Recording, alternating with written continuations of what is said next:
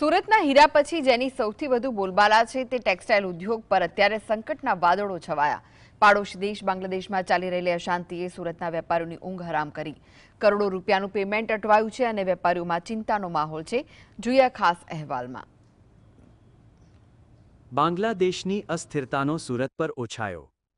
Textile ઉદ્યોગને આર્થિક ફટકો। અટવાયેલા પેમેન્ટથી વેપારીઓ ચિંતિત।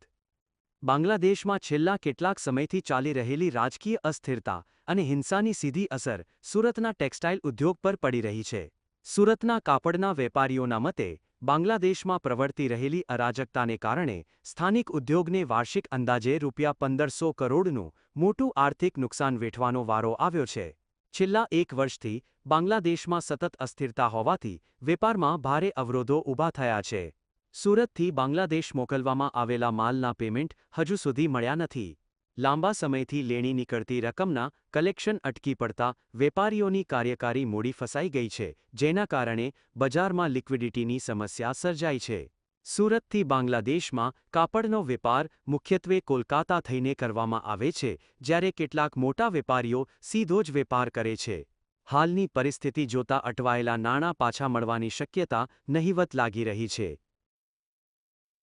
देखिए, टेक्सटाइल इंडस्ट्री का पैसा नो डाउट फंसा है, लेकिन जिस तरह की वहाँ की भी फिलहाल पोजीशन है, न तो हम व्यापार वहाँ कर पा रहे हैं और जो हमारा पैसा फंसा है हमें मालूम है वो पैसा आने में काफी टाइम लगेगा, क्योंकि डायरेक्टली हमारा पैसा नहीं फंसा। हमारा पैसा है वो वाया कोलकाता के व्यापारियों के जरिए जाता है, तो वो उनको पैसा आने में काफी समय लगेगा।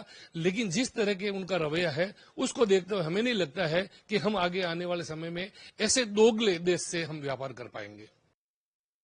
हमारा जो एक्सपोर्ट है वो तो बिल्कुल बंद है, क्योंकि वहाँ पे असमंजस की स्थिति है। पेमेंट आ नहीं रहा है, पेमेंट रुका हुआ है और पेमेंट रुका होने के कारण यहाँ पे भारी नुकसान का सामना जो है व्यापारियों को करना पड़ रहा है। हो सकता है आगे सरकार इसमें हस्तक्षेप करे, लेकिन आज की स्थिति में काफी पैसा जो है वो बांग्लादेश में फंसा हुआ है।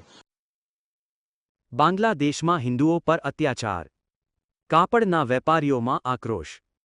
બાંગ્લાદેશ સામે ઉદ્યોગકારોનો એક સૂર। આર્થિક નુકસાનની સાથે સાથે સુરતના વેપારીઓમાં માનવીય સંવેદના અને આક્રોશ પણ જોવા મળી રહ્યો છે। બાંગ્લાદેશમાં તાજેતરમાં હિન્દુઓ પર થયેલા જીવલેણ હુમલા અને હત્યાઓની ઘટનાઓથી સુરતના ટેક્સટાઇલ માર્કેટમાં ભારે રોષ છે। વેપારીઓનું કહેવું છે કે હવે આર્થિક નુકસાન કરતાં હિન્દુઓની સુરક્ષા વધુ મહત્વની છે। लेकिन ये व्यापार के साथ साथ में जिस तरह की वो घटनाएं घटित हो रही है, तो हम ये सोच रहे हैं कि जब हम यूएस जैसी कंट्री जहां पे इतना 50% टेरिफ लगाया, लेकिन हमने हमारी सरकार भारत सरकार से कभी ये नहीं कहा कि आप इसमें कुछ कीजिए, तो बांग्लादेश तो है क्या है। जिस बांग्लादेश को बनाने में भारत की अहम भूमिका रही, उसको स्वतंत्र देश बनाया, आज वो बेटा बाप को आंख दिखाए, तो ये हमारे को उससे हम नहीं समझ सकते कि इस तरह से वो अगर घटनाएं करता है तो हमें व्यापार करने में उनसे गुरेज रखना पड़ेगा। और आने वाले वक्त में हम देख रहे हैं कि अगर वो सुधरता है तो देन बेटर है, अदरवाइज हम उनसे व्यापार नहीं कर पाएंगे। વેપારીઓએ મક્કમતા દર્શાવતા જણાવ્યું છે કે ભલે અમારે કરોડોનું નુકસાન સહન કરવું પડે, પરંતુ દેશહિત અને હિન્દુઓની રક્ષા સાથે કોઈ સમાધાન થઈ શકે નહીં। બાંગ્લાદેશને તેની હરકતોનો પાઠ ભણાવવો હવે અનિવાર્ય બન્યો છે, ભલે તેનાથી વેપાર પર ગમે તેટલી વિપરીત અસર પડે। Bureau report GSTV।